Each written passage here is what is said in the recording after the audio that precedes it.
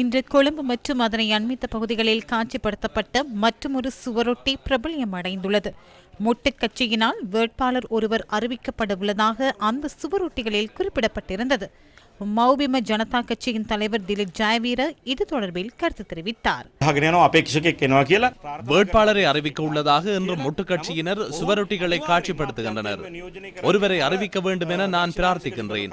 ஆனால் அவர்கள் நிச்சயமாக வலதுசாரி தாராளவாதத்தை பிரதிநிதித்துவப்படுத்துகிறார்கள் என்பது ஏற்கனவே உறுதிப்படுத்தப்பட்டுள்ளது. ரணில் விக்ரமசிங்கவிற்கு அதனை எவ்வாறு பிரயோகிப்பது என்பதையே அவர்கள் இதுவரை கலந்துரையாடியுள்ளார்கள். எனது அரசியல் அறிவுக்கு அமைய ரணில் விக்ரமசிங்க அதனை நிராகரித்துள்ளதாகவே தெரிகின்றது. தாம் தேசியத்துவத்தை பிரதிநிதித்துவப்படுத்துவதாகவும் இலங்கையின் அந்த 69 லட்சம் மக்களின் ஆதரவோடு அவர்களின் விருப்பங்களை பிரதிநிதித்துவப்படுத்துவதாகவும் அவர்களால் மீண்டும் கூற முடியாது. யாரையாவது ஒருவரை நிறுத்தி 69 லட்சம் மக்களை தற்போது வெல்ல முடியாது. யாராவது ஒரு அப்பாவியை கொண்டு வந்து நிறுத்துவார்கள். ஆனால் அப்படியானவர்களுக்கு எமது மேடையில் இடமில்லை.